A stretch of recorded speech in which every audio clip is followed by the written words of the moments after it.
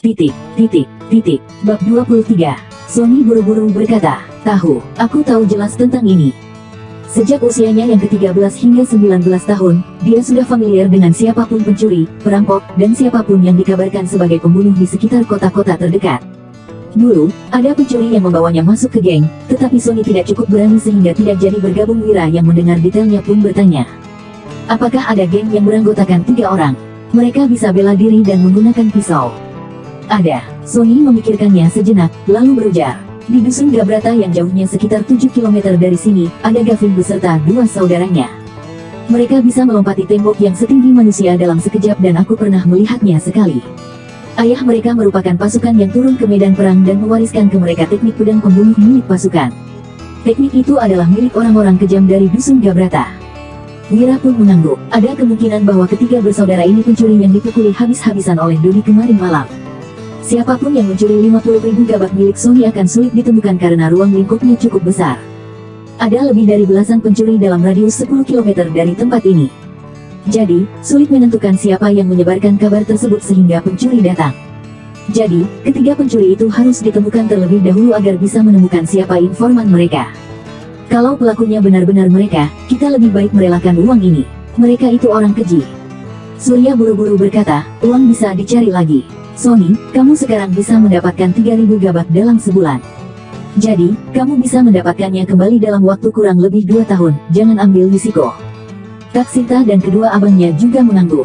Melapor petugas resmi harus mengeluarkan uang dan mencari pencuri harus mengorbankan nyawa. Tidak lama kemudian, Hasan beserta ketiga putranya datang. Lantaran rumah mereka tidak dirampok semalam, Kak Sinta pun berkata dengan tidak bersahabat. Paman Hasan, rumah Wira dan kami sudah kemalingan. Kenapa rumahmu enggak? Sofyan, Said, dan Surya pun menatap Hasan dengan curiga. Mereka berlima kembali bersama-sama. Namun, hanya 2 rumah yang kemalingan, sedangkan rumahnya Paman Hasan tidak. 50.000 gabak adalah uang yang sangat besar bagi masyarakat desa. Jadi, wajar jika orang lain memiliki pemikiran seperti ini. Sebelum Hasan dan anak-anaknya angkat bicara, Sony buru berkata, Kak Sinta, omong kosong apa ini? Paman Hasan buka orang seperti itu. Wira pun menjelaskan. Kak Sinta, kemarin malam, Dodi sendiri yang bertarung melawan 4 orang. Entah siapa yang ada di sana. Orang yang memberitahu ke pencuri itu pasti salah satu dari orang yang berada di lokasi dan memberitahu mereka tentang keahlian Dodi. Kalau pencuri itu bodoh dan tetap berani merampok rumah Paman Hasan, mereka pasti akan dipukul sampai mati. Sinta langsung tersipu malu. Dia berkata dengan kepala tertunduk. Aku nggak bermaksud begitu. Dasar wanita bodoh. Cuma bisa bicara omong kosong. Surya memarahi istrinya, lalu meminta maaf kepada Hasan sambil tersenyum. Hasan melambaikan tangannya dan berkata, sudahlah, gak usah bahas ini lagi. Wira, apa rencanamu? Sorot mata Wira pun menjadi murung dan dia berkata, mencari pelakunya, lalu menyerahkannya ke pihak berwajib. Sulit untuk mencegah munculnya pencuri, jadi, lebih baik tangkap dan hukum pelakunya agar bisa menjadi peringatan bagi orang lain. Sony bergidik, lalu berkata, apa kita akan langsung pergi ke dusun Gabrata untuk menangkap Gavin bersaudara? Tentu saja enggak, ujar Wira Sambal, menggeleng. Kemudian, dia berkata dengan sungguh-sungguh. Kalaupun Gavin bersaudara adalah pencurinya, orang-orang di dusun mereka enggak akan diam saja kalau kita membawa mereka pergi. Sekalipun Danu dan Dodi bisa bela diri, kita tetap bukan tandingan mereka. Cara yang terbaik adalah meminta bantuan kepada Tuan Jamadi agar dia bisa membawa kita untuk menangkap pelaku. Jamadi Handari adalah hakim daerah yang bertugas menangkap para pencuri. Dia yang memiliki pasukan khusus ini merupakan sosok yang paling ditakuti oleh seluruh penduduk desa. Penduduk dusun Gabrata pasti berani mengadang Wira dan lainnya, tetapi tidak dengan Jamadi. Hasan pun menggeleng seraya berkata, aku khawatir Jamadi nggak akan membantu. Kemarin, kamu sudah memukul Budi. Keduanya sudah pasti sekutu karena mereka adalah pejabat daerah. Mereka semua pun mengangguk. Hubungan antara kepala desa, hakim daerah, dan pejabat lainnya tidak terlalu baik. Namun, sikap mereka terhadap penduduk desa malah konsisten dan mereka bersedia bersatu untuk menekan orang yang berani melawan. Mari kita bahas lagi setelah bertemu dengannya. Wira pun bangkit berdiri dan berkata, Paman Hasan, Paman gak perlu ikut. Ini adalah hari pertama tim penangkap ikan bekerja. Paman harus mengatur semuanya supaya semua berjalan sesuai rencana. Hasan pun mengangguk seraya berkata, aku pasti akan mengawasi semuanya dengan baik. Kemarin malam, keduanya telah mendiskusikan hal ini. Tim penangkap ikan akan dibagi menjadi 4 tim. Tim pertama akan menggali akar tanaman tuba, tim kedua menumbuk akarnya, tim ketiga membawa hasil tumbukan itu dan pergi menangkap ikan, dan tim yang terakhir membawa ikan untuk dijual di pasar kabupaten. Kerjakan tugas masing-masing dan tak perlu banyak tanya. Namun, hal ini tidak dapat dirahasiakan selamanya. Beberapa hari ke depan, semua orang pasti akan tahu bagaimana cara menangkap ikan. Bab 24, akan ada orang yang melanggar perjanjian kerahasiaan, lalu meninggalkan tim untuk mencari ikan sendiri dan menjualnya. Namun, karakter seseorang dapat terlihat dengan cara ini. Orang yang memiliki pemikiran dangkal akan melupakan moralitas demi keuntungan pribadi. Jadi, mereka akan pergi menangkap ikan demi mendapatkan keuntungan sendiri. Sementara itu, orang yang memiliki karakter baik akan menepati janji dan mengajak yang lain untuk menghasilkan uang bersama-sama. Hanya saja, setelah menerima keuntungan dari ini, mereka berlima tidak akan menganggap serius metode rahasia menangkap ikan lagi. Setelah menyelesaikan sarapan dengan tergesa-gesa, Wira berganti pakaian dengan jubah sutra, lalu membawa Sony yang mengenakan pakaian satin, serta Danu dan Dodi yang membawa tongkat jujube panjang ke kediaman Jamadi yang 10 km jauhnya. Tempat tinggal Jamadi di desa Pimola adalah rumah berbata yang memiliki 8 kamar dan ada 2 patung singa menghiasi kedua sisi gerbangnya. Di pedesaan, hanya tuan tanah atau pejabat yang bisa tinggal di sana. Kemudian, 2 penjaga yang berjaga di sisi singa batu berlari ke kediaman dan melapor kepada Jamadi bahwa Wira dan rombongannya datang mencarinya.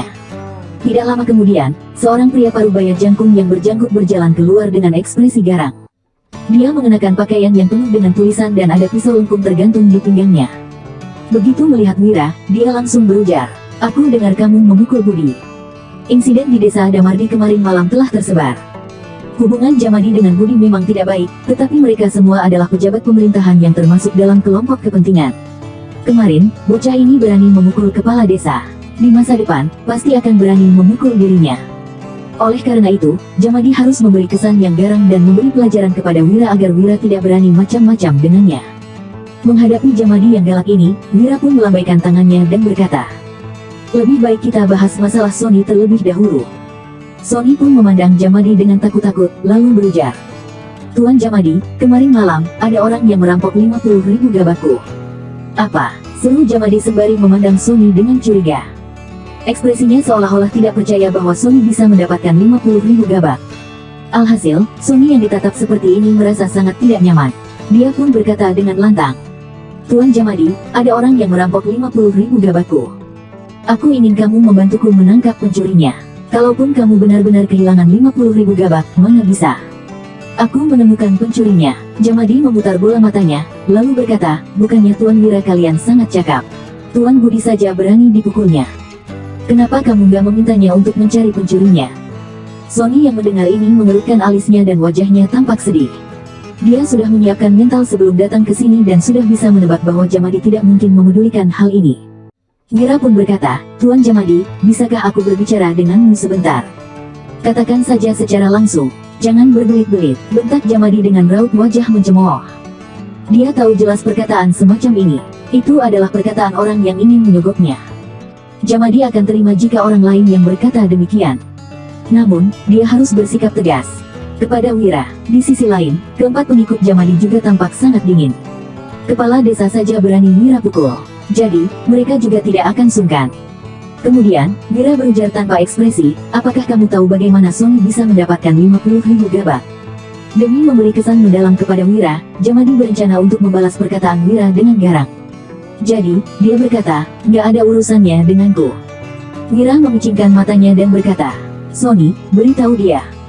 Meskipun mengabaikan Wira, Jamadi tetap ingin mendengar. Dari ekspresinya saja, tampak jelas bahwa dia juga penasaran. Sony mendengus dingin, lalu berkata, "Tuan Jamadi, aku, Sony, memang gak punya kemampuan untuk menghasilkan 50.000 gabak. Tapi, Tuan Muda Wira bisa. Dia yang memberiku 50.000 gabak supaya aku bisa membangun rumah dan menikah." "Apa?" seru Jamadi tak percaya. Dia pun menatap Wira dengan kaget. Wira si anak tak berguna ini benar-benar memberi 50.000 gabak ke Sony si pengangguran ini. Ini bukan penipuan, iya. Kedua pengikut Jamadi saling memandang dan berkata, "Pengangguran seperti itu saja diberikan 50.000 gabak, sedangkan kita yang bekerja susah payah selama setahun, 5.000 gabak pun gak punya." Wira memicingkan matanya dan berujar, "Pak Jamadi, aku adalah orang yang sangat sederhana. Orang yang menjadi saudaraku akan kuberi uang dan orang yang memusuhiku akan kuhabisi. Bagaimana denganmu? Mau menjadi teman atau musuhku?" Bab 25. Sony, Danu, dan Dodi langsung tercengang. Mereka tak menduga Wira akan begitu berani mengintimidasi Jamadi. Hakim daerah ini punya pasukan pemanah dan pasukan militer.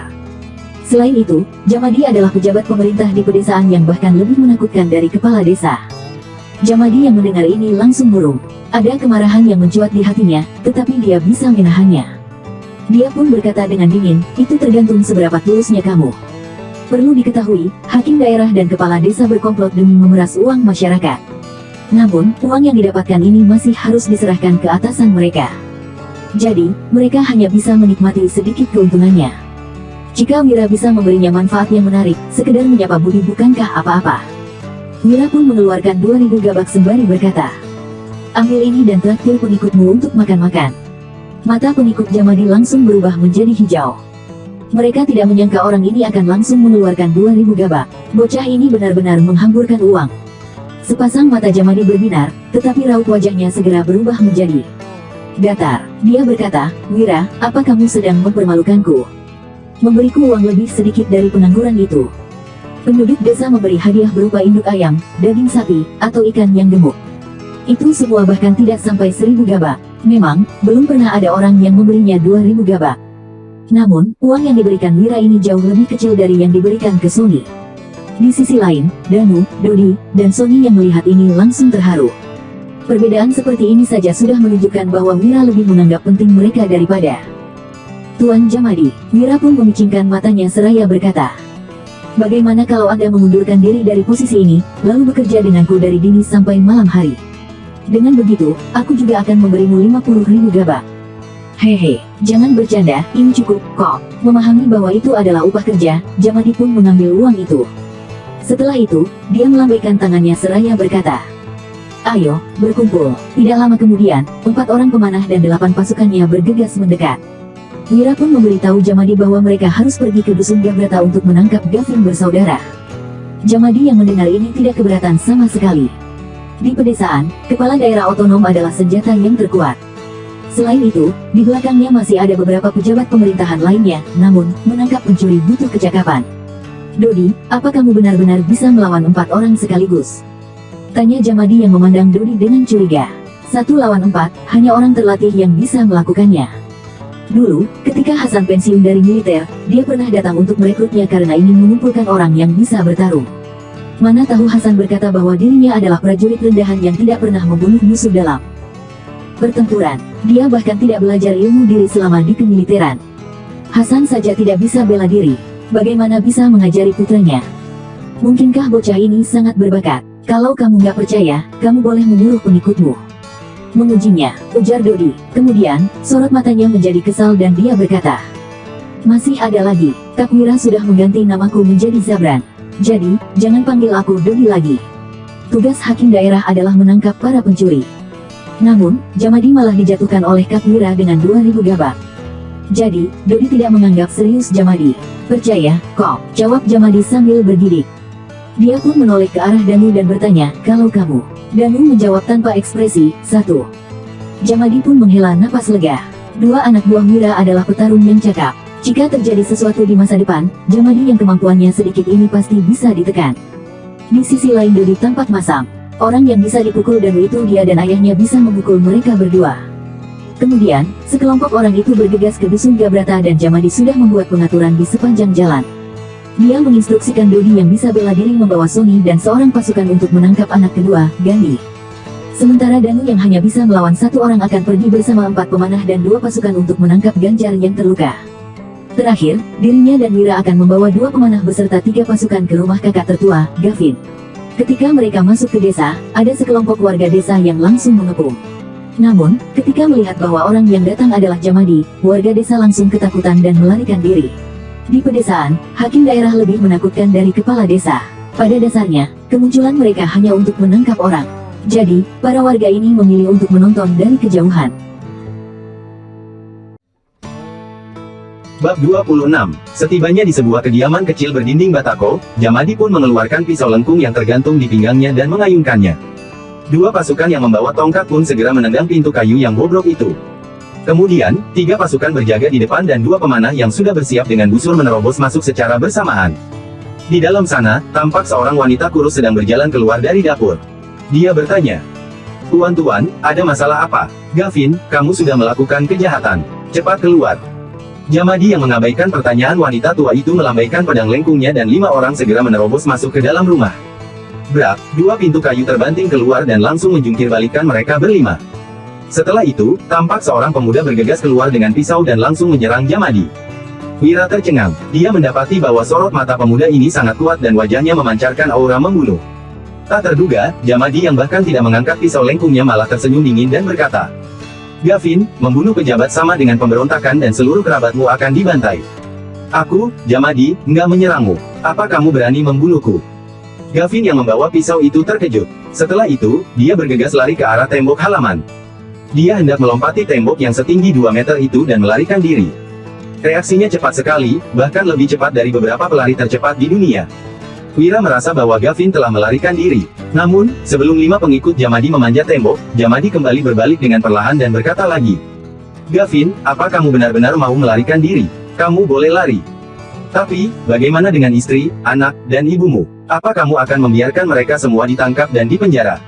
Pencurian di Nuala pada awalnya memang sangat serius. Jika satu orang terlibat dalam pencurian, seluruh keluarga dan kerabat akan terkena imbasnya. Hanya saja, ada terlalu banyak kasus pencurian selama masa perang yang telah berlangsung selama bertahun-tahun ini. Jadi, penanganannya sekarang agak ringan, asalkan pelaku tertangkap, keluarga tidak akan terlibat. Namun, jika pelaku kabur, pihak keluarga yang akan dijebloskan ke penjara. Mendengar ucapan Jamadi, Gavin yang berada di atas tembok terpaku dan ekspresi di wajahnya tidak pasti. Pada akhirnya, dia melompat turun sambil membuang pisau di tangannya. Gavin segera berlutut di tanah sambil mengangkat kedua tangannya dan berkata, "Tuan, jangan tangkap keluargaku. Aku, Gavin, mengakui kesalahanku dan bersedia menerima hukuman." Jamadi pun menyimpan pisau lengkungnya dan berkata, "Kita adalah orang sebangsa. Asalkan kamu nggak mempersulit kami juga nggak akan mempersulit keluargamu." "Pengawal, ikat dia." Kelima pemanah dan pasukannya pun bangkit, lalu membelenggu Gavin. Di sisi lain, Wira terkejut. Dia tidak menyangka hukum ternyata lebih berkuasa dari manusia. Selama 238 tahun kerajaan Nuala berdiri, hukum raja masih memiliki kekuatan untuk menangkap pencuri. Gavin menyerahkan diri demi ibu, istri, dan anak-anaknya. Dia bisa dianggap sebagai orang yang bertanggung jawab. Tidak lama kemudian, Danu, Dodi, 5 pemanah, beserta pasukan lainnya membawa paksa Gandhi dan Ganjar. Ketiga bersaudara itu memiliki perawakan yang sama. Sama-sama berkulit hitam dan kurus. Satu-satunya yang membedakan adalah Ganjar yang pucat. Dia tampaknya menderita luka yang sangat serius. Melihat kejadian ini, sekelompok warga desa pun mengerumuni tempat itu. "Tuan, tolong lepaskan anakku. Dia mencuri demi membelikan obat untukku yang renta ini. Tangkap saja aku," pinta ibunya Gavin yang bungkuk, kurus, dan berambut putih itu sambil berlutut di depan Wira dan Jamadi. "Tuan Wira, tolong, maafkan keluarga kami. Mereka memang salah karena sudah mencuri, tapi mereka juga terpaksa. Ibu mertuaku sakit dan perlu minum obat. Tapi, penghasilan suamiku nggak banyak meski sudah banting tulang dari pagi hingga malam. Dia nggak mungkin mencuri kalau bukan karena keadaan. Tolong berbelas kasihlah dan lepaskan dia. Kami akan bersujud kepadamu," kata salah seorang dari ketiga menantu perempuan. Mereka bahkan mengajak anak-anak mereka untuk berlutut dan memohon belas kasih kepada Wira dan Jamadi. Wira tidak sanggup melihat pemandangan ini. Jadi, dia ingin segera pergi dari sini. Namun, Jamadi tampak acuh tak acuh. Gavin bersaudara adalah orang baik. Kalau 3 tahun yang lalu ayah mereka nggak meninggal, mereka nggak akan mencuri. Sekarang, ibu mereka sakit dan ladang sudah dijual, ketika petani bagi hasil dan nggak cukup makan pun, mereka nggak akan mencuri. Meskipun mereka menjadi mencuri, mereka nggak pernah mencuri makanan dari desa ini. Tuan Jamadi, Tuan Wira, tolong lepaskan mereka. Mereka bertiga itu orang baik. Kalau kamu menangkap ketiganya, bagaimana keluarga mereka bisa hidup? Satu demi satu penduduk desa mengutarakan pendapat mereka. "Tolong jaga ibu dan anak-anakku," kata salah satu dari 3 bersaudara itu sambil meman istri masing-masing. Kemudian, ketiganya bersujud kepada ibu mereka 3 kali tanpa mengatakan apa-apa. Hati Wira perih melihat adegan ini. Sudah bekerja keras, tetapi masih tidak bisa mencukupi kebutuhan ibu, istri, dan anak-anak. Orang baik benar-benar terpaksa menjadi pencuri. Dunia macam apa ini? Bab 27. Diam. Siapa yang berani berkata lagi akan dijebloskan ke penjara juga. Seru Jamadi dengan nada dingin dan ekspresinya juga tampak tegas. Dia sering melihat hal seperti itu. Meskipun terlihat menyedihkan, tetap saja ada beberapa pencuri yang terlahir sebagai orang jahat. Jadi, dia tidak tersentuh sedikit pun. Jika ingin bertahan di dunia yang kacau ini, hati harus teguh. Penduduk desa yang mendengar ini tidak berani mengatakan apa-apa lagi. Sementara itu, ibunya Gavin beserta ketiga menantunya hanya bisa menyeka air mata dan terisak. Gavin, Gandhi, Ganjar, kemarin malam, kalian pergi ke kediaman Wira untuk merampok. Ganjar, Dodi memukulmu dari belakang. Gandhi, kamu dicakar di bagian bahu. Sekarang, bukti ada di depan mata. Kalian mau mengaku atau enggak? Wira pun membuka pakaian mereka. Berdua, lalu mendapati bekas tinju di punggung Ganjar dan luka gores di bahu Gandhi. Selain itu, Wira juga mengeluarkan sobekan pakaian yang ternoda darah. Ketiga bersaudara itu saling memandang, lalu mengangguk dan berkata, mengaku. Bukti kuat ada di depan mata. Ketiga bersaudara itu tentu tidak bisa menyangkalnya. Jamadi mengangguk puas, lalu berkata, baguslah kalau kalian mau mengaku. Bagaimana dengan uang yang kalian curi dari Sony? Uang, tanya ketiga bersaudara itu bingung. Mereka hanya pergi ke rumah Wira untuk mencuri. Namun, ketiganya malah dipukuli oleh Dodi sebelum sempat mendapatkan apapun. Ibunya Gavin dan ketiga menantunya menyeka air mata, lalu berkata, mereka sama sekali nggak dapat apa-apa, Ganjar bahkan pulang dalam keadaan terluka. Sepertinya bukan mereka pelakunya, orang yang mencuri uang Sony adalah orang lain. Jamadi memandang Wira, lalu berujar, Tuan Wira, apa yang kamu pikirkan? Wira mengangguk dan berkata, Gavin, siapa yang memberitahumu kalau keluargaku punya uang? Semua penjahat pasti punya informan. Sebelum mencuri, informan akan terlebih dahulu mengawasi. Jika mereka main asal curi, pasti akan gagal. Setiap geng punya peraturan masing-masing. Kami nggak mungkin mengkhianati informan kami, ucap salah satu ketiga bersaudara itu. Setelah memandang ibu, istri, dan anak-anak mereka, mereka pun diam seribu bahasa. Melihat ini, Jamadi memberi isyarat mata ke pengikutnya. Buk, buk, buk. Tanpa memedulikan warga di sekitar, para pemanah dan anggota wajib militer langsung mengepung dan memukul ketiga bersaudara itu seraya berkata, katakan. Detik berikutnya, ketiga bersaudara itu sudah bersimbah darah. Namun, tidak ada seorang pun yang buka mulut. Banyak warga yang memelototkan mata mereka karena marah, tetapi tidak ada yang berani mengadang. Wira mengerutkan alisnya, lalu berujar, cukup. Pemanah dan pasukan pun berhenti. Jamadi mengerutkan alisnya dan berkata, Tuan Wira, mereka bersikeras. Kita nggak akan bisa mendapatkan jawabannya. Bagaimana kalau kita membawa mereka ke pengadilan daerah, biarkan mereka yang mengurusnya. Nggak usah. Wira menggeleng dan berkata, aku saja yang tanya. Kamu, tanya Jamadi sambil memandang Wira dengan tatapan menghina. Dia saja tidak bisa mendapatkan jawaban meski sudah menyuruh pengikutnya memukul dan menendang, bagaimana mungkin seorang Wira bisa mendapatkan jawabannya? Gavin menggertakkan giginya dan berkata, kami nggak akan mengkhianati informan kami. Nggak usah buang energimu. Wira mengedarkan pandangannya ke sekeliling, lalu berkata, Tuan Jamadi, tolong suruh semua warga desa pergi dan jangan menonton di sini. Jamadi melihat ke sekeliling dengan galak, begitu juga para pemanah dan anggota wajib militer yang dibawanya. Kemudian, dia berteriak, persetan, cepat bubar dan kerjakan urusan kalian masing-masing. Jangan berkumpul di sini. Warga desa pun terpaksa bubar. Setelah itu, Wira memandang ke arah tiga bersaudara itu seraya berkata, kalian nggak berani mengungkapkan identitas informan itu karena kalian takut waktu kalian di penjara, informan itu akan menyusahkan keluarga kalian, kan? Gavin, Gandhi, dan Ganjar langsung terdiam. Ternyata itu adalah hal yang paling mereka khawatirkan. Wira yang melihat ekspresi mereka memicingkan mata dan berkata, kalau begitu, apa kalian pernah memikirkan bagaimana nasib ibu, istri, dan anak-anak kalian ketika kalian masuk penjara? Kalau kalian kekeh seperti ini, apa mereka akan memberi keluarga kalian uang selama kalian di penjara? Ketiga bersaudara itu terperanjat. Air mata mereka sontak mengalir dan raut wajah ketiganya tampak putus asa. Tanah keluarga telah dijual, ibu mereka pun sakit-sakitan. Jika hanya mengandalkan istri yang menanam sayuran, jangankan membawa ibunya berobat, untuk kebutuhan sehari-hari saja tidak cukup. Mungkin, tidak sampai 1 bulan setelah mereka di penjara, keluarga ketiganya tidak akan bisa bertahan hidup dan terpaksa menjual anak-anak mereka.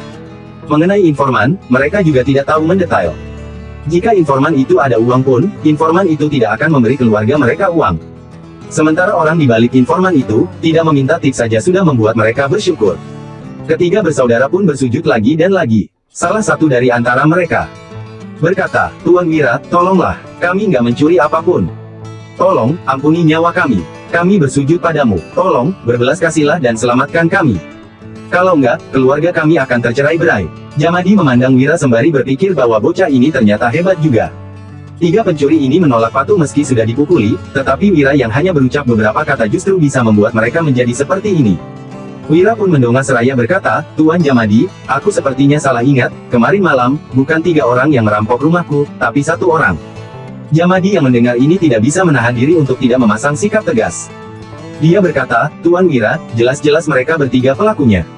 Kenapa sekarang malah bilang pencurinya satu orang? Menangani kasus itu nggak seperti permainan. Aku ini nggak akan memihak. Namun, Wira malah menyodorkan 2000 gabak dan berkata dengan serius, benar-benar hanya satu orang. Kalau nggak percaya, coba tanya ke Dodi yang mengusir pencuri itu. Jelas-jelas, ucap Jamadi kebingungan. Bab 28. Dodi awalnya masih belum bereaksi. Namun, dia langsung menatap ke arah Wira dengan serius begitu dipukul oleh Danu. Dodi pun berkata, ya, hanya satu pencuri, ya. Tiap orang pasti punya ingatan yang buruk. Syukurlah kalau ingat, ujar Jamadi sambil diam-diam mengambil uang itu. Kemudian, dia melanjutkan, pencurinya ada satu, tapi kita lebih tangkap dua orang. Tuan Wira, apa kamu mau melepaskan mereka? Wira memandang ketiga bersaudara itu, lalu berkata, kalian bertiga, pilih sendiri siapa di antara kalian yang akan masuk penjara dan siapa yang akan tinggal untuk mengurus keluarga. Tiga bersaudara itu terkejut sejenak, lalu mulai berebut mau masuk penjara. Aku adalah yang tertua, aku akan masuk penjara. Kalian berdua, tolong jaga keluarga kita baik-baik, ujar Gandhi. Kak, Gandhi aku saja yang pergi. Aku sudah terluka dan hidupku nggak lama lagi, biarkan aku saja yang masuk penjara, celetuk Ganjar. Kak Gavin, Ganjar, aku saja yang pergi. Ada bukti sobekan bajuku waktu bahuku tercakar, sahut Gandhi. Sudahlah, ucap Wira sambil melambaikan tangannya. Dia berkata, Gandhi saja yang masuk penjara. Ada bukti robekan bajunya dan bahunya terluka. Akan mudah memberi penjelasan di pengadilan daerah. Jamadi pun melirik ke pengikutnya dan dua pasukannya segera melangkah maju untuk melepaskan belenggu Gavin dan Ganjar. Di sisi lain, tiga bersaudara itu memandang Wira dengan ekspresi yang rumit. Wira yang tidak memasang ekspresi apapun berkata, sekarang, beritahu aku siapa informan itu. Namun, ketiga bersaudara tampak ragu-ragu. Cepat katakan, tunggu apa lagi? Apa kalian mau Tuan Wira menjebloskan kalian semua ke penjara? Ibu dan ketiga menantunya tampak cemas. Wira telah mengeluarkan 2000 gabak. Jika ketiga putranya tidak mau memberitahu, takutnya mereka akan dibelenggu lagi. Gavin, kakak tertua, menunduk dan berkata, mereka adalah Lianam dan Liteja. Sorot mata Wira pun menjadi muram. Dia bertanya, apakah mereka ada bilang siapa yang menyuruh mereka datang? Lianam dan Liteja, mereka adalah 2 dari 4 asisten Budi kemarin. Nggak ada, mereka hanya bilang kalau kamu kaya dan banyak uang. Kalau kami mendapatkannya, kami harus membagi uangnya dengan mereka, jawab Gavin sambil menunduk kepalanya. Entah mengapa sorot mata Wira membuatnya takut. Bawa Ganjar pergi berobat. Kalau sudah nggak sanggup lagi, pergilah ke kediamanku dan cari aku. Aku akan melupakan kejadian hari ini. Nanti, aku akan mengeluarkan uang di pengadilan daerah untuk mengurangi penderitaan Gandhi. Wira kembali mengeluarkan 2000 gabak dan meletakkannya di tangan Gavin. Setelah itu, dia berbalik dan pergi. Tiga bersaudara ini tercengang. Wira telah mengetahui siapa informan itu dan masih memberi mereka uang. Jika ditotalkan, Wira telah mengeluarkan 4000 gabak untuk mereka. Hal seperti ini belum pernah terjadi sebelumnya. Mana ada korban membantu pencuri, bahkan, memberi uang kepada pencuri untuk berobat. Wajar jika tiga bersaudara ini tercengang. Kalian bertiga benar-benar bajingan. Beraninya kalian mencuri dari orang sebaik ini, teriak ibunya Gavin. Ibunya Gavin beserta ketiga menantunya terkejut, lalu terus bersujud ke arah punggung Wira. Gavin, Gandhi, dan Ganjar juga menangis sembari bersujud ke tanah berkali-kali. Di sisi lain, Jamadi beserta pengikutnya memandang punggung Wira seakan-akan sedang melihat orang bodoh. Apa otak bocah ini rusak? Pencuri sudah tertangkap. Namun, Wira tidak hanya mengeluarkan uang untuk melepaskan pencuri-pencuri itu, dia juga memberi uang kepada mereka untuk berobat. Bukankah ini sama saja dengan membuat pencuri ingin merampok rumahnya? Salah, masih ada satu yang tidak dilepaskan. Di sisi lain, Danu, Dodi, dan Sony menghela napas. Mereka menganggap bahwa Kak Wira ini terlalu baik. Akhirnya, sekelompok orang pun membawa Gandhi pergi ke tempat Budi untuk menangkap Lianam dan Liteja. Ketika di perjalanan, Jamadi menyipitkan matanya dan berkata, Wira, menangkap Lianam dan Liteja bukanlah tujuanmu. Tujuanmu yang sebenarnya adalah Budi, bukan? Wira pun tertawa, lalu berujar, bagaimana mungkin? Kenapa enggak? Jamadi berkata dengan suara yang tinggi, Lianam dan Liteja adalah anak buah Budi. Kamu sudah memukul Budi kemarin. Lalu, Lianam dan Liteja memberitahu ke Gavin bersaudara malamnya. Sudah pasti Budi yang menginstruksikan mereka. Tuan Jamadi, Anda sangat akurat. Wira yang kagum memberi hormat, lalu berujar. Karena kamu sudah menemukan dalangnya, ayo, kita tangkap dia. Danu, Dodi, dan Sony langsung bergidik. Ketiganya tidak menyangka bahwa tujuan Wira mencari Jamadi hari ini sebenarnya untuk menjatuhkan Budi. Jangan bicarakan hal-hal nggak berguna ini. Menjatuhkan Budi bukan hal sepele. Jamadi berkata dengan ekspresi tak berdaya. Kami ini sama-sama pejabat pemerintahan. Apa yang akan dipikirkan oleh rekan-rekanku nanti? Bagaimana aku bisa hidup di masa depan nanti? Aku mengambil 2000 gabak hanya untuk menangkap pencuri, bukan untuk menjatuhkan seorang kepala desa. Aku benar-benar nggak bisa melakukannya. Benar-benar nggak bisa, Wira memastikan. Iya, sahut Jamadi dengan tegas. Aku akan tambahkan uangnya, tawar Wira. Hehe, ini bukan masalah uang. Aku, Jamadi, adil dan berintegritas. Aku menegakkan hukum dan nggak berpihak. Aku nggak akan menyalahkan orang baik atau membebaskan orang jahat. Kamu mau tambah berapa banyak? Bab 29. Di Dusun Silali, di sebuah rumah bata. Rumah itu adalah kediaman Budi. Tampak Budi yang sedang duduk di kursi malas dengan handuk hangat menutupi wajahnya. Wajahnya bengkak karena dipukuli oleh Wira kemarin. Namun, bengkak di wajahnya hari ini makin parah. Dia pun menggertakkan giginya dan berkata, "Apa ada pencuri yang pergi ke kediaman Wira tadi malam?" Seorang pelayan berkata, "Iya, ada pencuri yang merampok 50.000 gabak milik Sony dan bajingan itu menangis sepanjang pagi." Budi tercengang. Dia berseru, "Apa anak nggak berguna itu gila? Dia benar-benar memberi pengangguran itu 50.000 gabak." Pelayan itu mengangguk sembari membatin, "Orang itu nggak gila, orang itu murah hati, nggak seperti kamu yang pelit sekali. Aku sudah bekerja keras selama setahun.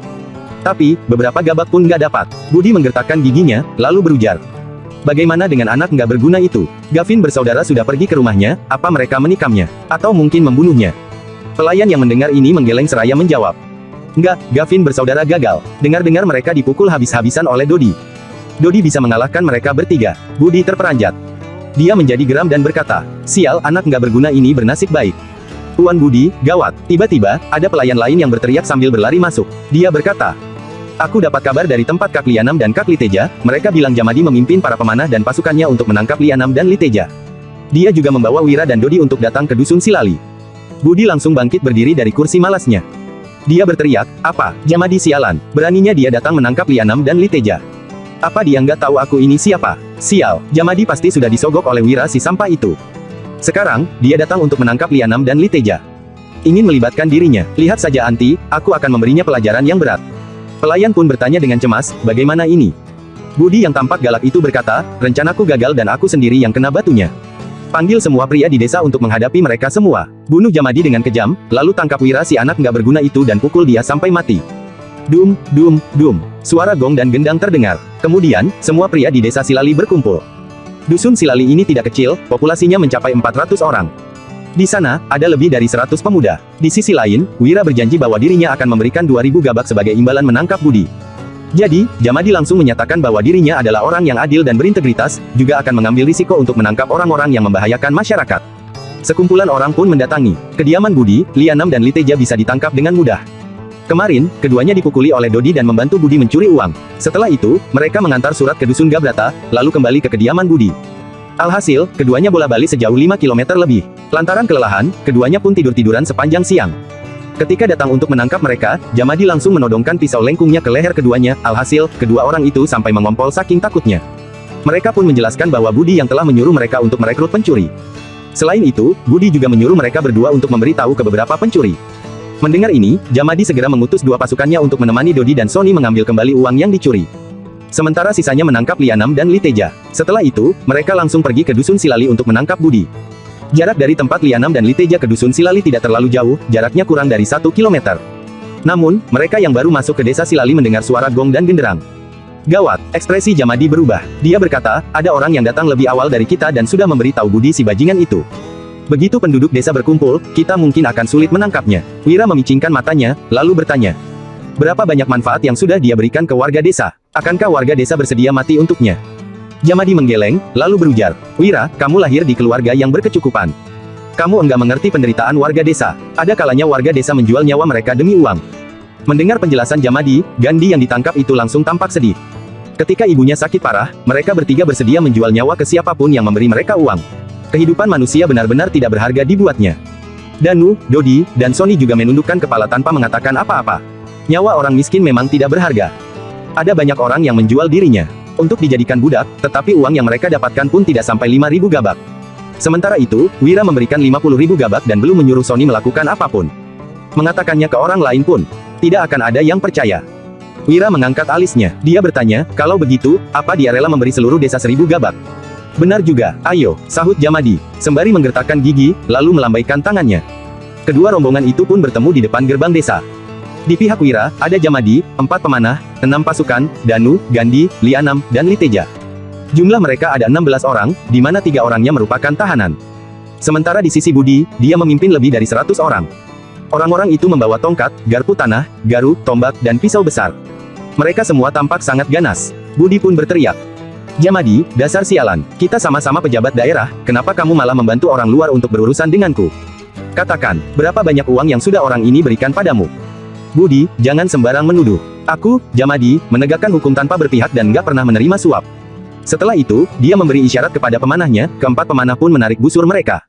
Kemudian, Jamadi yang tak menunjukkan kelemahan sedikit pun berkata, "Sebaliknya, kamu sebagai kepala desa malah menyuruh pencuri untuk membobol rumah orang dan mencuri. Kamu adalah narapidana yang patut diasingkan. Omong kosong, mana mungkin aku bergaul dengan pencuri? Aku ini pejabat daerah." Budi membantah dengan tegas. Dia menatap Lianam dan Liteja, lalu berujar, "Lianam, Liteja, apa Jamadi menodongkan pisau di leher kalian dan memaksa kalian mengatakan yang nggak pernah kalian sesuatu lakukan?" Lianam dan Liteja buru-buru mengangguk. Kepala desa telah membawa banyak orang. Jadi, nyali mereka telah kembali. Shoot, pisau lengkung milik Jamadi terhunus dan terarah ke leher keduanya. Dia berkata, "Sialan, apa yang kalian katakan barusan? Ulangi lagi, kalau enggak, aku akan memenggal kepala kalian." "Benar, Tuan Budi yang menyuruh kami untuk memberitahu Gavin bersaudara," seru keduanya. Dengan adanya pedang yang ditodongkan ke leher, nyali Lianam dan Liteja kembali menciut. Sorot mata Budi menjadi muram. Dia berkata, "Jamadi, kamu memaksa orang untuk mengaku. Kamu sengaja berkolusi dengan anak nggak berguna ini untuk merugikanku. Kamu berkomplot demi kepentingan sendiri." Wira pun tersenyum merendahkan, lalu berkata, "Budi, masalah ini, kamu sendiri tahu dengan jelas. Ayo, kita pergi ke pengadilan daerah untuk menemui pemimpin kabupaten. Biar dia yang memutuskan. Ada banyak hal yang harus aku urus. Aku nggak punya banyak waktu untuk pergi ke pengadilan daerah bersamamu," sahut Budi sambil tersenyum dingin. Dia melihat Wira sambil menggertakkan giginya dan berujar, "Hei, anak nggak berguna. Kamu sengaja membuat kegaduhan ini, kan? Teman-teman, tangkap bocah ini." Warga desa maju dengan perlahan. Jamadi mengayunkan pedang lengkungnya dan berkata, "Siapa berani maju? Aku adalah hakim daerah Pimola yang bertugas menangkap pencuri. Aku adalah pejabat. Apa kalian mau menentang hukum raja?" Bab 30. Warga desa yang mendengar ini langsung menghentikan langkah mereka. "Jangan dengarkan dia, aku ini kepala desa. Siapapun yang bisa menangkap atau memukul anak nggak berguna itu, uang sewa tahun depan akan dibebaskan 10%.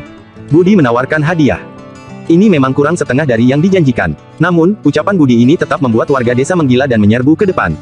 "Berhenti, berhenti. Kalau kalian masih berani maju, aku akan melepaskan panah," teriak Jamadi dan suaranya melengking.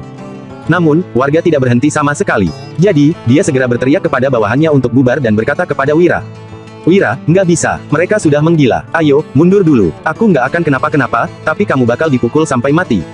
Pemanah dan prajurit kekar pun mundur ketakutan. "Berikan aku busur dan anak panah." Wira meraih seorang pemanah, lalu mengambil busur dan anak panah di tangannya. Setelah itu, dia menarik anak panah tersebut. Whoosh! Panah bulu meninggalkan tali busur dan melesat ke arah penduduk desa. Penduduk desa yang menyerbu melihat Wira yang benar-benar melepaskan anak panah. Semuanya pun ketakutan dan langsung berhenti. "Siapapun yang berani maju, aku akan langsung menembakkan anak panah ini." Melihat kekuatan dari anak panah ini, Jamadi langsung berhenti dan memanggil 3 pemanah. 3 pemanah pun bersiap menembak. Wira berkata dengan suara yang dalam, "Danu, tangkap Budi." "Baik, Kak Wira," ucap Danu dan dia segera mengambil tongkat yang dibawanya. Dia pun mengejar Budi bak seekor harimau ganas yang baru turun gunung. Bagaimana dua putra Hasan bisa sehebat ini? Budi mengingat serangan Dodi yang kemarin, lalu melihat kekuatan Danu yang sekarang.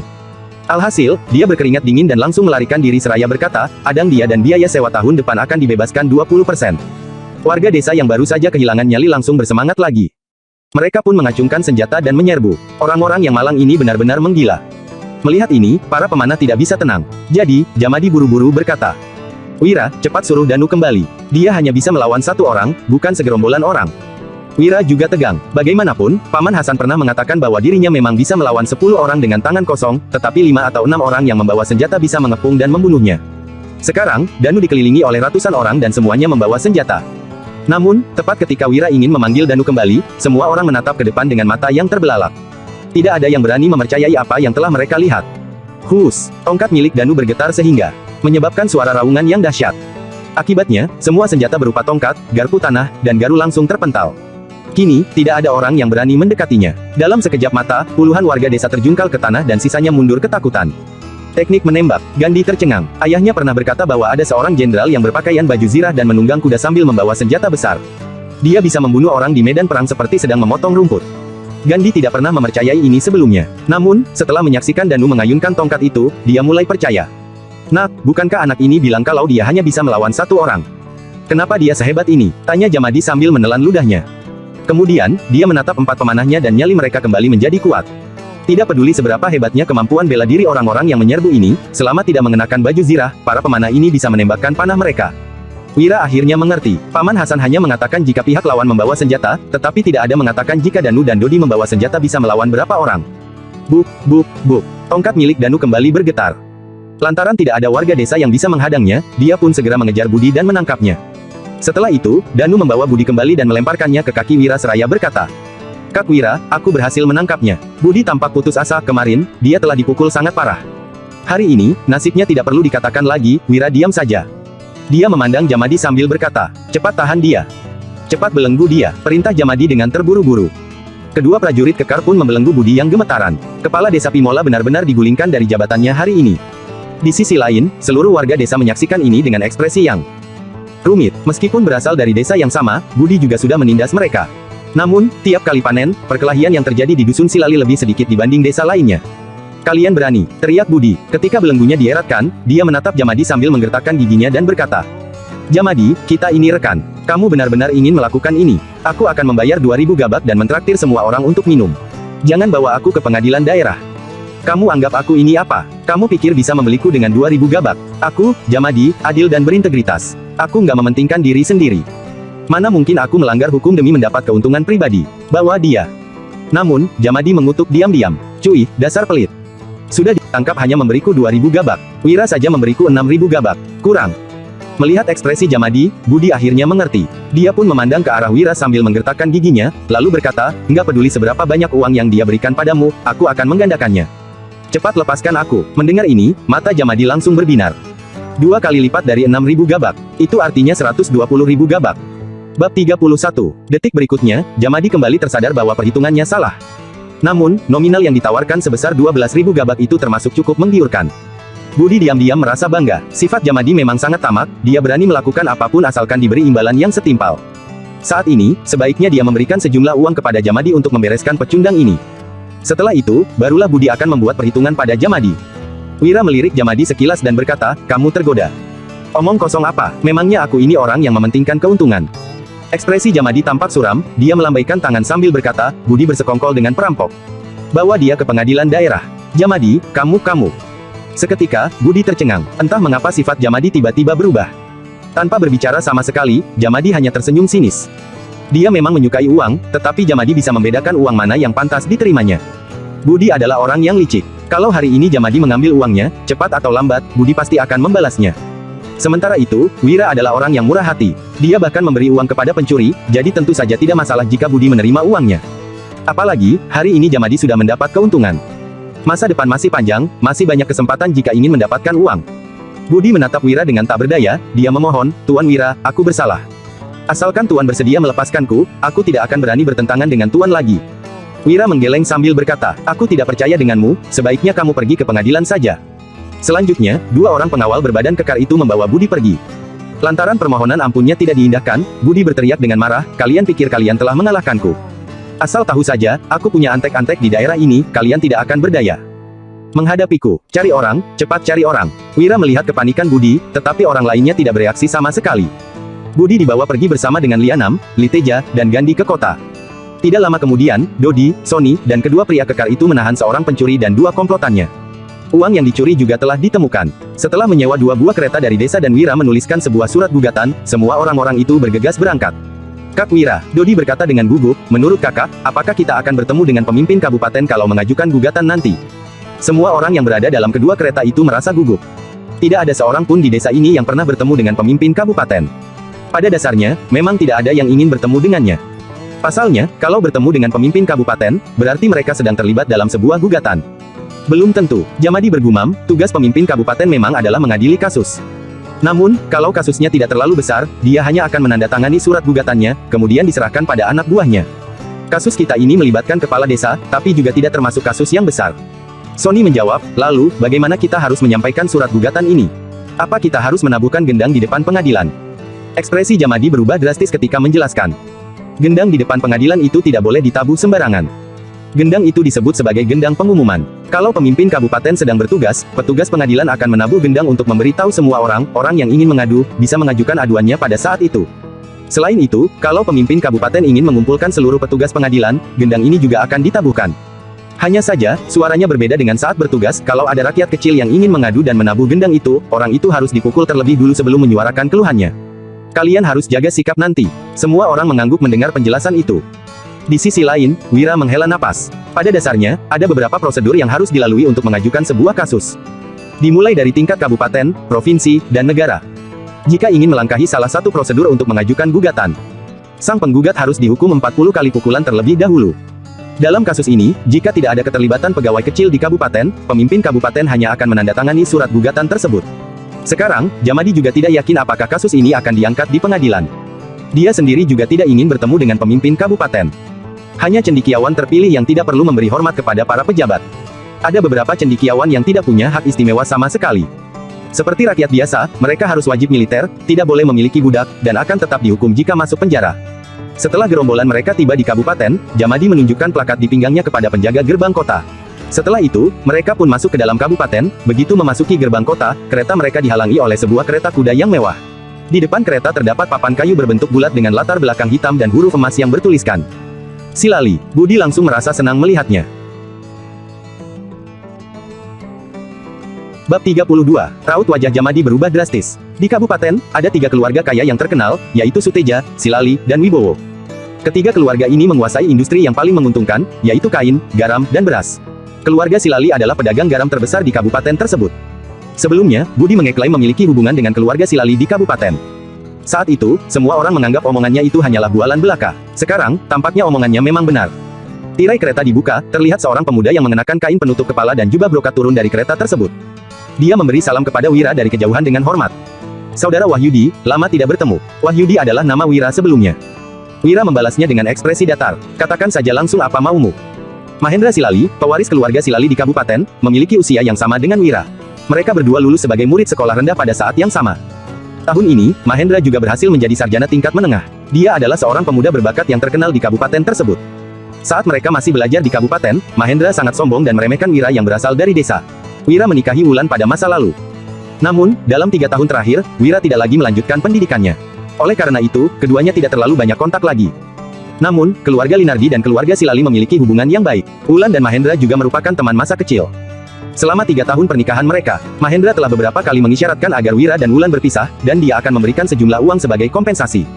Namun, Wira tidak pernah setuju. Saudara Wahyudi benar-benar lugas. Kalau begitu, aku akan langsung berterus terang. Keluarga Silali memiliki hubungan yang baik. Wulan dan Mahendra juga merupakan teman masa kecil. Selama 3 tahun pernikahan mereka, Mahendra telah beberapa kali mengisyaratkan agar Wira dan Wulan berpisah, dan dia akan memberikan sejumlah uang sebagai kompensasi. Namun, Wira tidak pernah setuju. Saudara Wahyudi benar-benar lugas. Kalau begitu, aku akan langsung berterus terang. Budi adalah paman sepupu jauh keluarga Silali. Perbuatannya telah melampaui batas dan menyinggung saudara Wahyudi, jadi aku ingin mewakilinya untuk meminta maaf. Aku harap saudara Wahyudi bisa memberinya kesempatan, dengan mempertimbangkan reputasi baik keluarga Silali. Keluarga Silali akan sangat berterima kasih kepada saudara, kata Mahendra sambil menunjuk ke arah Budi.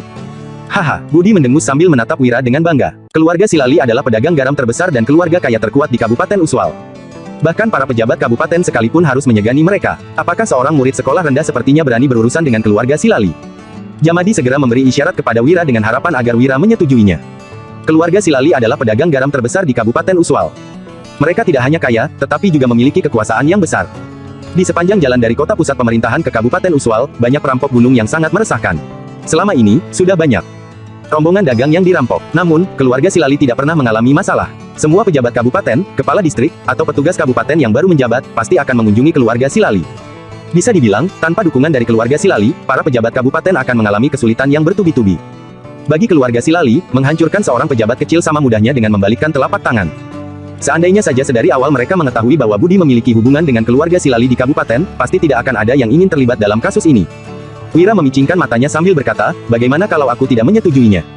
Mahendra tersenyum ringan, kalau begitu, kamu tinggal pergi ke pengadilan daerah saja. Aku bertaruh suratmu tidak akan sampai ke hadapan pemimpin kabupaten. Tentu saja, kamu juga bisa menabuh gendang di depan pengadilan. Tapi, aku tidak yakin apakah saudara Wahyudi sanggup menahan 40 kali pukulan itu. Mendengar ancamannya, Wira memicingkan mata dan berkata, Budi menjebakku untuk menggadaikan Wulan, properti, dan tanahku. Selain itu, dia juga memaksaku menjual diri sebagai budak. Pasti kamu yang ada di balik semua ini, bukan? Jangankan status Budi yang hanya merupakan paman sepupu, bahkan kalau Budi adalah paman kandungnya, keluarga Silali juga tidak mungkin akan mengutus Mahendra untuk menangani masalah ini secara langsung. Sebagai pewaris keluarga Silali dan seorang sarjana yang berprestasi, Mahendra masih harus bekerja sebagai pejabat di masa depan. Jadi, sudah pasti dia tidak boleh terlibat dalam skandal apapun. Keluarga Silali tidak akan membela seorang pejabat kecil yang terlibat dengan perampokan. Satu-satunya kemungkinan adalah kedua orang ini berkomplotan, jadi Mahendra takut bahwa Budi akan membocorkan rahasianya ketika di penjara. Maka dari itu, Mahendra berusaha untuk menyelamatkan Budi. Satu-satunya orang yang mungkin memengaruhi Mahendra adalah Wulan, yang merupakan teman masa kecilnya. Budi terkejut melihat Wira. Sejak kapan pecundang ini menjadi begitu hebat? Dia bahkan mampu membaca isi hati orang. Padahal, Budi tidak pernah mengatakan apapun mengenai hal ini. Namun, Wira malah mampu menebak hampir keseluruhan kejadian ini hanya dengan melihat kemunculan Mahendra. Kamu jadi makin pintar sekarang. Mahendra juga terkejut mendengar penuturan Wira. Sontak, wajahnya menjadi murung, petani kampungan sepertimu tidak pantas bersanding dengan Wulan. Kalau bukan karena peristiwa keluarga Silali di masa lalu, kamu bahkan tidak akan punya kesempatan untuk mendekatinya. Aku dan Wulan adalah teman masa kecil, seharusnya dia menjadi milikku. Aku akan memberimu satu kesempatan. Lagi, ambil uangnya, lalu tinggalkan Wulan, atau kamu akan menghadapi bencana yang lebih besar di masa depan. Bab 33. Jamadi terkejut. Dia tidak menyangka ada rencana seperti ini di balik masalah ini. Budi tersenyum sinis. Jika bukan karena ada dukungan dari Tuan Mahendra, dia tidak akan berani menyusun rencana seperti ini terhadap seorang cendekiawan. Danu, Dodi, dan Sony mengepalkan tangan mereka sambil menatap marah. Pada Mahendra, bencana yang lebih besar. Wira mengangkat alisnya dan menyipitkan matanya, lalu melayangkan sebuah tinjuan ke wajah Mahendra. Apakah ini cukup besar? Buk buk buk. Mahendra terhuyung mundur, setengah wajahnya memerah dan mulutnya berdarah. Jamadi dan Budi terdiam. Tidak ada yang menyangka bahwa Wira berani memukul tuan muda keluarga Silali di depan umum. Berani-beraninya kamu memukulku, teriak Mahendra dengan tatapan marah. Kedua pelayan Mahendra buru-buru menghampirinya. Sebelum mereka mendekat, Dodi telah menyerbu kedua pelayan itu. Wira berkata dengan ekspresi dingin, kamu bukan hanya mengincar istriku, tapi juga bahkan mau menghancurkanku. Memukulmu saja sudah termasuk hukuman ringan. Bagus sekali. Mahendra menyeka darah di sudut bibirnya. Aku akan membalas pukulan ini 100 kali lipat padamu. Di kabupaten ini, belum ada orang yang berani mengusik orang-orang keluarga Silali. Sekarang sudah ada, Wira menimpalkan dengan nada dingin. Bukan hanya memukulmu, kalau aku mau menghabisimu juga bukan hal yang sulit. Mahendra tertawa sinis dan berkata, kamu hanya lulusan sekolah rendah, aku adalah sarjana. Kamu hanya orang kampungan, sedangkan aku adalah pewaris tunggal dari keluarga Silali. Tingkat pendidikan dan status sosial kita sangat jauh berbeda. Atas dasar apa kamu mau menghancurkanku? Atas dasar perbuatan busukmu ini. Wira mencibir, percaya atau tidak, aku akan mencari sekelompok aktor untuk menuliskan semua perbuatan jahatmu menjadi sebuah skenario dan mementaskannya di semua tempat. Setiap kali membuat pertunjukan, aku akan memberi mereka 10.000 gabak. Dalam waktu 3 bulan, reputasimu akan hancur dan kualifikasimu untuk ujian akan dihapus. Kamu tidak akan pernah bisa mengikuti ujian lagi. Kamu, berani-beraninya. Dengan tubuh gemetaran, Mahendra berkata. Memangnya orang kampungan sepertimu sanggup membayar mereka 10.000 gabak? Wira menyipitkan matanya. Aku masih punya cara yang lebih hemat. Setiap hari aku akan menulis lebih dari 10 pengumuman. Dalam 3 bulan, aku akan menulis 1000 pengumuman. Aku akan menempel 500 lembar di kabupaten, dan 500 lembar di provinsi. Apa menurutmu cara seperti ini akan memiliki efek penyebaran yang lebih baik daripada melakukan pertunjukan di atas panggung? Jamadi dan Budi terkesiap mendengar ucapan Wira, cara ini memang sangat kejam. Bahkan orang yang paling berbakat sekalipun, jika reputasinya sudah tercemar, mereka akan kehilangan kualifikasi untuk mengikuti ujian kepegawaian. Dalam waktu sesingkat ini, Wira bisa menemukan 2 cara untuk mencelakakan orang. Sebenarnya selicik apa pikiran orang ini? Kenapa dulu dia tidak terlihat seperti orang yang selicik ini? Mahendra menyipitkan matanya untuk menyembunyikan kekejamannya. Aku tidak akan mengganggu Wulan dan tidak akan mengurus Budi lagi. Mulai sekarang, kita tidak saling mengganggu lagi. Wira menjawab dengan ekspresi datar. Semoga kamu menepati janjimu. Mahendra berjalan mendekati Budi dan menatapnya dengan beringas. Jaga mulutmu di pengadilan nanti. Kalau tidak, kamu bahkan tidak akan punya kesempatan jadi tahanan. Plak, usai mendengar ancamannya ini, Budi hanya bisa terkapar lemas di dalam kereta. Dia telah sepenuhnya putus asa. Dalam sekejap, situasi berbalik. Jamadi dan yang lainnya melihat Wira dengan tatapan ngeri. Wira menepuk pundak Budi, lalu berkata, ayo kita bicara dulu. Budi segera bangkit. Wira, aku menyerah padamu, aku takut padamu. Lepaskan aku akan memberimu 200.000 gabak. Tidak, 300.000 gabak. Aku akan melakukan apapun yang kamu perintahkan. Aku akan menjadi pesuruhmu, aku tidak butuh pesuruh. Wira menggelengkan kepala. Setelah sampai di pengadilan nanti, kamu suruh Lianam dan Liteja untuk jangan lagi mengungkit masalah Gandhi mencuri di rumahku. Semua orang di atas kereta mendengarnya dengan jelas. Wira berusaha melindungi Gandhi. Dengan begitu, Lianam dan Liteja tidak akan masuk penjara. Budi menggertakkan giginya. Kamu rela melepaskan pencuri itu, tapi tidak bersedia membebaskanku, kenapa aku harus bekerja sama denganmu? Kalaupun aku dihukum menjadi tahanan kerja paksa, aku akan membawa mereka bersamaku. Raut wajah Gandhi, Lianam, dan Liteja tampak seolah-olah mau menerkamnya. Wira tertawa sinis. Kalau begitu, kamu lihat saja sendiri bagaimana mereka akan menghadapimu setelah berada di dalam penjara nanti.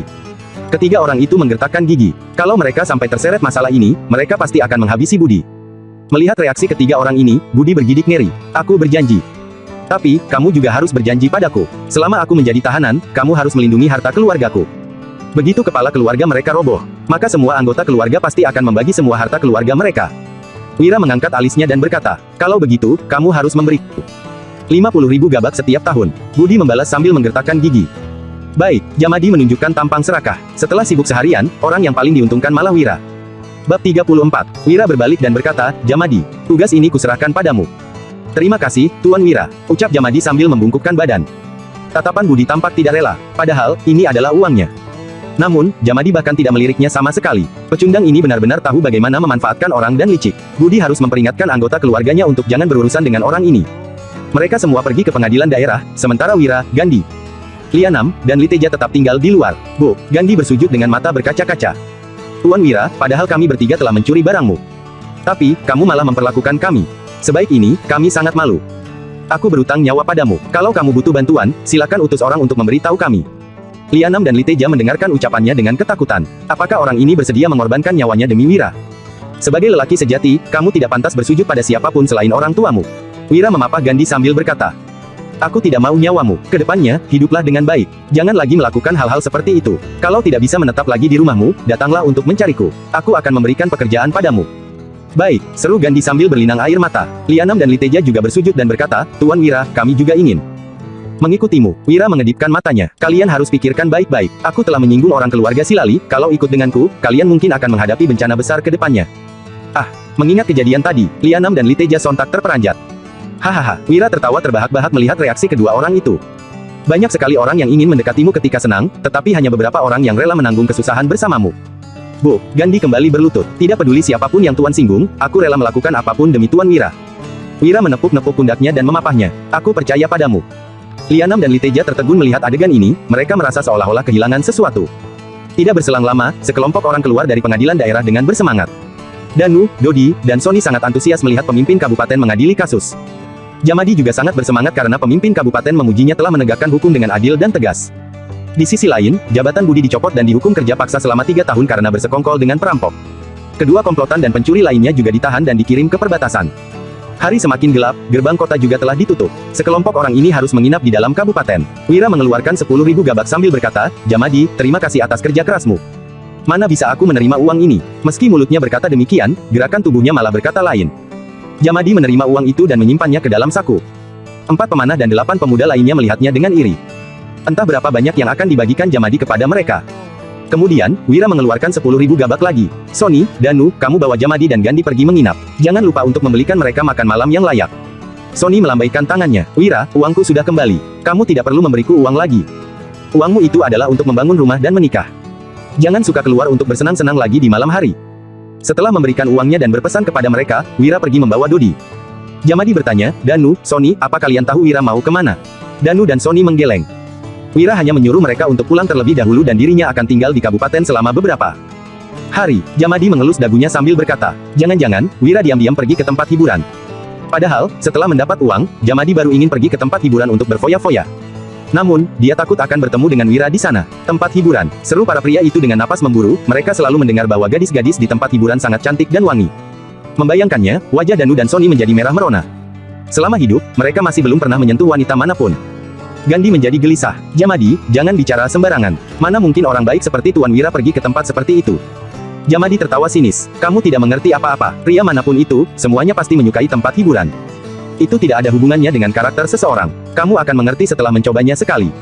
Di kediaman keluarga Silali, perang, terdengar suara pecahan gelas di lantai. Kepala keluarga Silali, Darius Silali, menunjuk Mahendra dan berteriak marah.